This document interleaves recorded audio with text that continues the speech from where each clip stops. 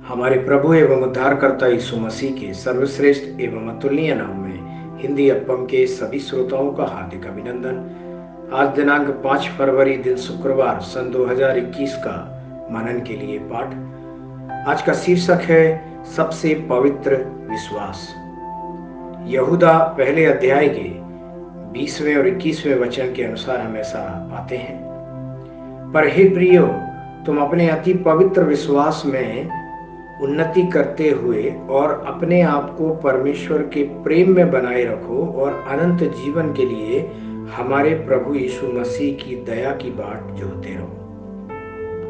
अजीजो, एक बार William booth नाम के एक परमेश्वर के सेवक प्रचार कर रहे थे। प्रचार के बीच एक व्यक्ति खड़ा हुआ और चिल्लाया, अपना उपदेश बंद करो। अगर मेरे जीवन में जो तूफान आया है वैसा आपके जीवन में आकर इतना भारी नुकसान पहुंचाता तो आप इस तरह से प्रचार नहीं करेंगे। क्यों इस छोटी सी उम्र में परमेश्वर ने मेरी पत्नी का जीवन ले लिया? मेरे 5 बच्चे अनाथों की तरह चिल्ला रहे हैं, और अगर आपके परिवार में ऐसी परिस्थिति बने तो क्या आप इस तरह से प्रचार करेंगे? उस सवाल ने परमेश्वर के सेवक विलियम बूथ का दिल तोड़ दिया, लेकिन फिर भी उसने शांति से उस आदमी को देखा और कहा, मैं यीशु मसीह का प्रचार करूंगा, परिस्थितियां चाहे जो भी हों। उसने उस आदमी के लिए आंसू के साथ प्रार्थना की जिसने उससे सवाल किया था। कुछ दिनों के बाद विलियम बूथ की पत्नी की कार दुर्घटना में मृत्यु हो गई। उसकी प्यारी पत्नी के जाने से उसका दिल टूट गया। उस समय तक वह सेवकाई में विलियम बूथ की पूरी सहायता करने के लिए दृढ़ता से खड़ी रही थी।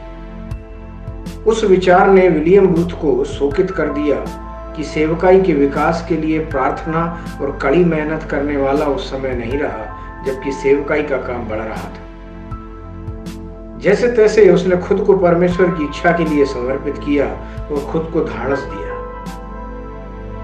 अपनी पत्नी की अंतिम संस्कार सेवा के दौरान उन्होंने कहा, मेरी पत्नी की कार दुर्घटना में मृत्यु हो गई।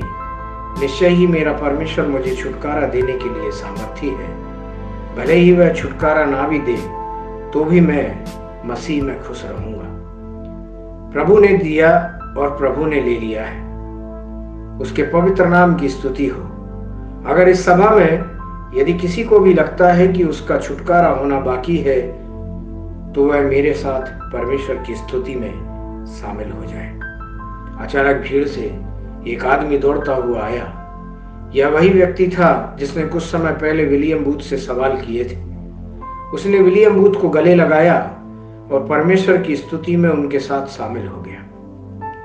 उस दिन उस आदमी को छुटकारा मिल गया।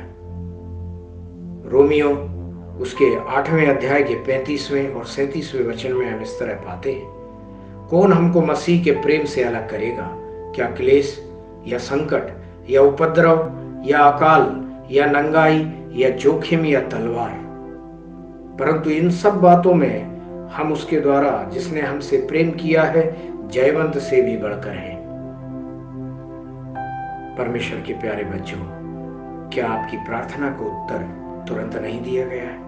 दिल छोटा ना करें, बल्कि विश्वास के साथ प्रार्थना करते हुए प्रतीक्षा करें। वह निश्चित रूप से आपको जवाब देगा। ध्यान करने के लिए जो वचन है रोमियो 8वें अध्याय का 38 और 39वां वचन, जहां इस तरह लिखा है, न ऊंचाई न गहराई और न कोई और सृष्टि हमें परमेश्वर के प्रेम से जो हमारे प्रभु मसीह यीशु में है अलग कर सकेगी। परमेश्वर इन वचनों के सुनने पर, पढ़ने पर, मनन करने पर और इनके अनुसार चलने पर आपको आपके जीवन में बहुतायत से आशीष दे। आमीन।